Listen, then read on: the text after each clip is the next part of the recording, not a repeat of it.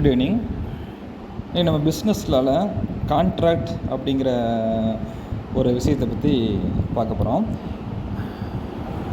And agreement enforceable by law is a contract.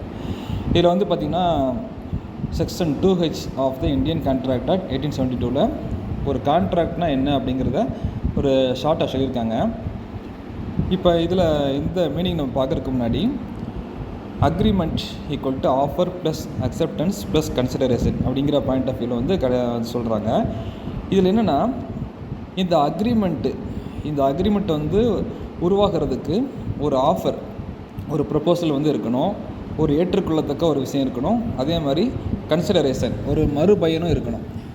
இது எல்லாம் சேர்ந்தால் தான் ஒரு அக்ரிமெண்ட்டாக க்ரியேட் ஆகும். இப்போ கான்ட்ராக்டில் இந்த அக்ரிமெண்ட் வந்து ஆட் ஆயிரும். அதாவது அக்ரிமெண்ட்டு முன்னாடி வந்துச்சா கான்ட்ராக்ட் வந்துச்சா அப்படின்னு பார்த்தீங்கன்னா அக்ரிமெண்ட் வந்து ஃபஸ்ட்டு வந்து வந்துடும்.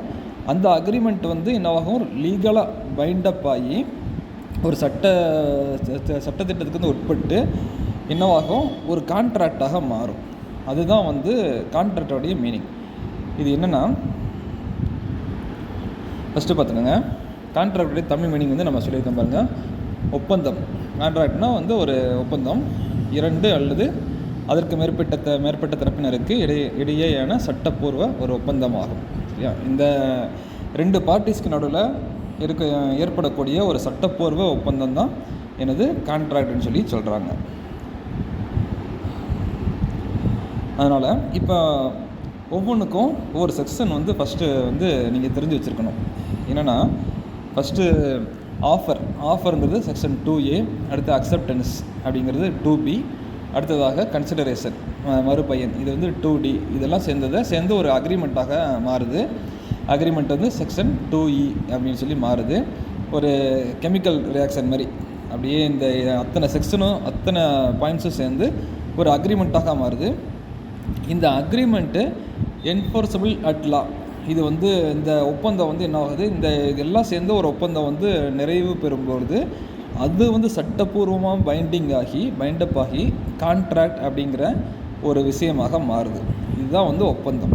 2 பார்ட்டிஸ்க்கு நடுவில் ஏற்பட்ட ஒப்பந்தம் வந்து இத்தனை ப்ராசஸையும் தாண்டி வந்து ஒரு சட்டப்பூர்வமான ஒரு ஒப்பந்தமாக மாறுற விஷயந்தான் கான்ட்ராக்ட் சொல்லி சொல்கிறாங்க. இந்த ஃப்ளோ சார்ட் பார்த்திங்கன்னா ஒரு ஐடியா கிடைக்கும். அக்ரிமெண்ட் என்னென்னா ஆஃபர் ப்ளஸ் அக்செப்டன்ஸ். ஆஃபர் நம்ம ஆல்ரெடி ப்ரீவியஸ் கிளாஸில் நம்ம இதை பற்றி சொல்லியிருக்கோம். ஆஃபர் அப்படிங்கிறது ஒரு ப்ரப்போசல், ஒரு 2 பார்ட்டிகளுக்கு நடுவில் ஏற்படக்கூடிய ஒரு ப்ரப்போசல்.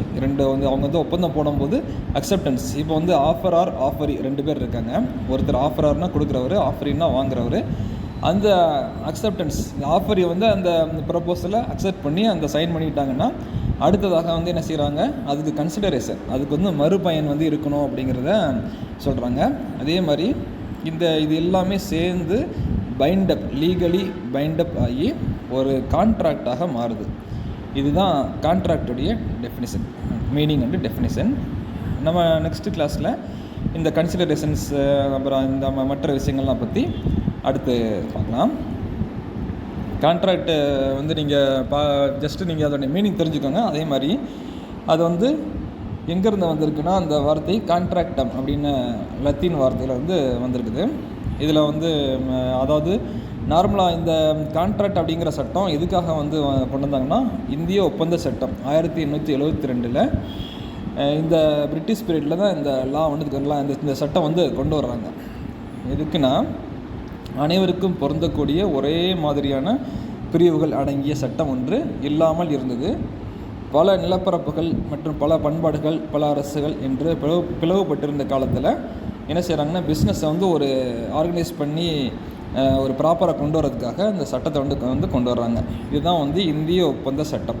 இப்போ உங்களுக்கு ஒரு ஐடியா கிடச்சிருக்கும். என்னென்னா இந்த கான்ட்ராக்ட் அப்படிங்கிறது வணிகத்துக்கு ஒரு முக்கியமான ஒன்றாக கருதப்படுது. 2 பேர் பிஸ்னஸ் பண்ணுறாங்கன்னா அந்த அக்ரிமெண்ட் போட்டு கான்ட்ராக்டில் சைன் பண்ணி அந்த பிஸ்னஸ் வந்து நடத்துகிறாங்க. அதனால் இந்த ஒப்பந்த சட்டம் 1872 அதற்கான வரையறைகளை வந்து நம்மளுக்கு வந்து சொல்லுது. அதனால் இந்த கான்ட்ராக்ட் அப்படிங்கிறது நம்ம ஆல்ரெடி சொன்ன மாதிரி an agreement enforceable by law, சட்டத்திட்டத்துக்கு உட்பட்டு ஒரு ஒப்பந்தமாக மாறக்கூடிய ஒரு விஷயந்தான் கான்ட்ராக்ட்னு சொல்கிறாங்க.